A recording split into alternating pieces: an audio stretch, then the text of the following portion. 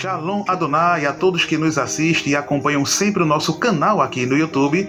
Hoje iremos analisar o texto de Êxodo, capítulo 20, versículo 18, em que temos a expressão hebraica kolot, traduzida da maioria das versões por trovões, com exceção da Bíblia Teb, que não traduziu esta expressão hebraica por trovões em Êxodo, capítulo 20, versículo 18, mas sim por vozes. O que realmente foi presenciado pelos israelitas no pé do Monte Sinai. O curioso é que a maioria das versões em português dizem que eles viram os trovões. Aí surge uma indagação: como alguém pode ver trovões, visto que eles são percebidos apenas por seus estrondos? No decorrer deste vídeo, iremos te apresentar comentários e opiniões de eruditos e acadêmicos e estudiosos das Sagradas Escrituras. Eu me chamo Anderson Correia e você está no canal Hebraico Fácil e Descomplicado.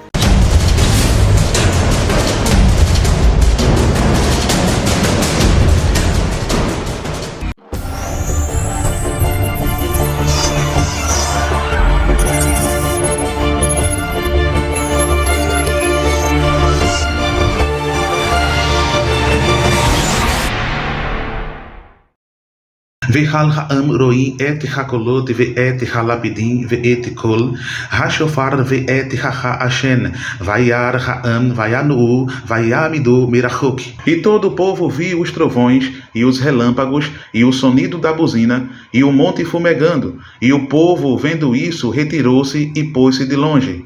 Êxodo capítulo 20, versículo 18, versão Almeida revista e corrigida. Todo o povo percebia as vozes, os relâmpagos, a voz da trompa e a montanha a fumegar. O povo via, tremia e se mantinha à distância. Êxodo capítulo 20, versículo 18, Bíblia Teb, página 91. Se você ainda não é inscrito, o que você está esperando? É de graça, não paga nada. Se inscreva neste momento e ative o sininho para receber todas as notificações. O texto de Êxodo capítulo 20, versículo 18, nos revela os efeitos da manifestação divina no cume do Monte Sinai. Depois de terem viajado por 3 meses após partir do Egito, os hebreus chegaram ao Monte Sinai, conforme Êxodo capítulo 19, versículo 1. Moisés prepara o povo para se encontrar com Deus e ouvir a sua poderosa voz. Mas para isto, os hebreus deveriam cumprir algumas instruções da parte do Eterno, conforme Êxodo capítulo 19, versículos do 10 ao versículo 15. No terceiro dia, algo aconteceu. Acompanhe na tela. E aconteceu ao terceiro dia, ao amanhecer, que houve trovões e relâmpagos sobre o monte, e uma espessa nuvem, e um sonido de buzina muito forte, de maneira que estremeceu todo o povo que estava no arraial. E Moisés levou o povo fora do arraial, ao encontro de Deus, e puseram-se ao pé do monte, e todo o monte Sinai fumegava, porque o Senhor descera sobre ele em fogo, e a sua fumaça subia como fumaça de um forno, e todo o monte tremia grandemente. E o sonido da buzina ia crescendo em grande maneira. Moisés falava, e Deus lhe respondia em voz alta.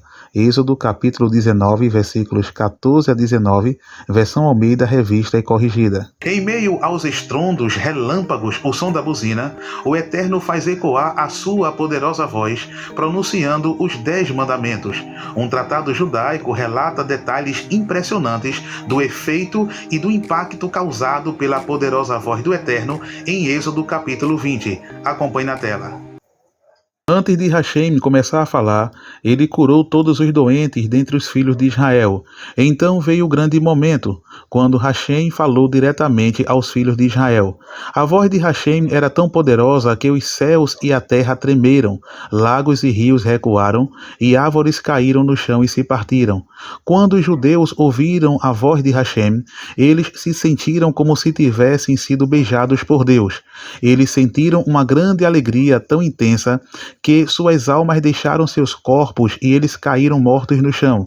Mas Hashem realizou um milagre e os trouxe à vida. Então Hashem lhes disse o segundo mandamento. Novamente, os filhos de Israel ficou tão maravilhosamente agitado e eufórico em escutar a voz de Hashem que novamente suas almas saíram de seus corpos. Mais uma vez, Hashem fez um milagre e todos reviveram. Eles pediram a Moisés: por favor, fale conosco você ao invés de Hashem. É muito difícil para nós conter a euforia de ouvir a voz de Hashem. Temos medo de morrer novamente. O Pequeno Midrash, volume 2, página 117. O historiador judeu Flávio Joséfo, em seu tratado História dos Hebreus, relata detalhes impressionantes da manifestação do Eterno no cume do Monte Sinai, como também dessa voz poderosa que ecoou aos ouvidos dos israelitas em Êxodo capítulo 20. Acompanhe na tela. Na manhã do terceiro dia, antes do nascer do sol, viu-se o que até então não se havia presenciado no mundo. O céu estava tão claro e sereno que não existia a menor nuvem. Mas uma nuvem surgiu quase de repente e cobriu todo o acampamento dos israelitas. Um vento impetuoso, acompanhado de grande chuva, levantou um violento furacão. Os relâmpagos seguiam-se, um tão perto do outro, que deslumbravam não somente os olhos, mas lançavam terror aos espíritos. O raio que caía com ruído estranho indicava a presença de Deus. Uma tempestade tão extraordinária e um ruído tão espantoso, unidos à crença de que Deus habitava aquele monte, deixaram atônitos os hebreus, que não ousavam sair de suas tendas. Moisés fez avançar todo o povo, com suas mulheres e filhos, para que eles mesmos ouvissem a voz de Deus e recebessem diretamente de sua boca os mandamentos, para não diminuir a estes a autoridade, como recebidos apenas pelo ministério de um homem. Assim, ouviram todos a voz do céu, que lhes falava muito distintamente, e escutaram os preceitos que Moisés lhes deu depois, os quais estavam escritos nas 2 tábuas da lei. História dos Hebreus, Flávio Joséfo, páginas 164 a 166. De acordo com a tradição judaica, Êxodo capítulo 20, versículos 18 e 19, cronologicamente vem depois do Eterno ter pronunciado o segundo mandamento. O grande problema é que existem 2 palavras hebraicas traduzidas por trovão. A primeira era am, com o significado de trovejar, conforme 1 Samuel, capítulo 7 e o versículo 10, e a segunda é kol, às vezes traduzida por trovão, conforme 1 Samuel, capítulo 12, versículos 17 e 18. Kol significa basicamente som, conforme Êxodo, capítulo 32, versículos 18 e 19, ou voz, conforme Deuteronômio, capítulo 21, versículo 18, e 1 Reis, capítulo 19 e versículo 12. A expressão hebraica plural kolot, encontrada em Êxodo, capítulo 20, versículo 18, e no capítulo 19, versículo 16, tanto pode ser traduzida por trovões quanto por vozes. É por isso que a Bíblia Teb traduziu a expressão hebraica kolot em Êxodo, capítulo 19, versículo 16, como vozes de trovão, mas em Êxodo, capítulo 20, versículo 18, traduziu apenas como vozes. Acompanhe na tela. Ora, quando amanheceu o terceiro dia, houve vozes de trovão e raios, pesada nuvem sobre a montanha e som fortíssimo de trompa. No acampamento todo o povo tremia. Êxodo capítulo 19, versículo 16, Bíblia Teb, página 90.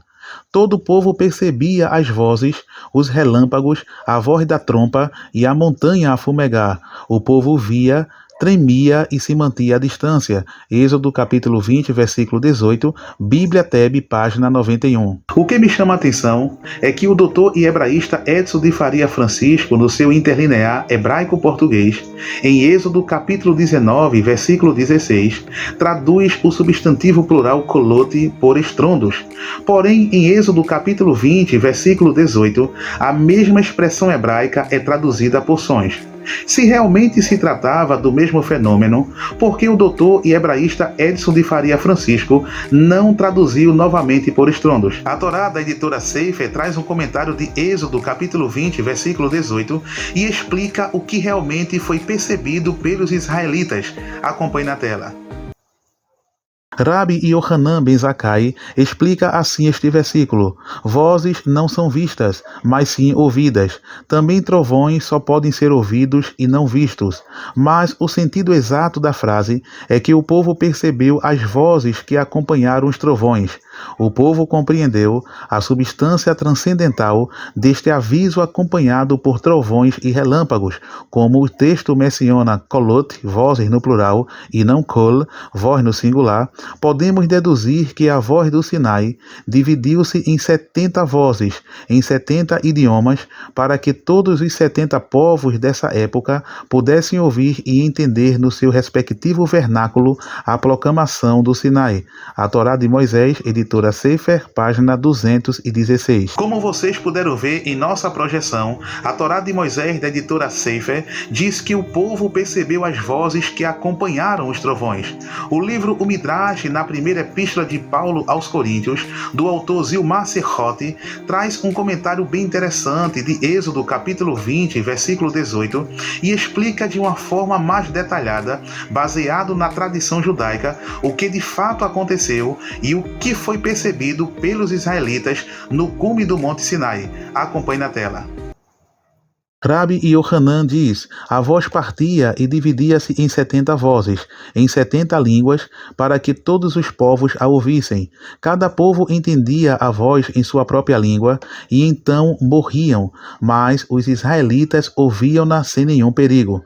De que maneira a voz se difundia? Rabi Tanhumá responde: ela era ambivalente, matava os idólatras que não acolhiam e dava vida a Israel, que aceitava a Torá, conforme Deuteronômio, capítulo 5, versículos do 22 ao 26.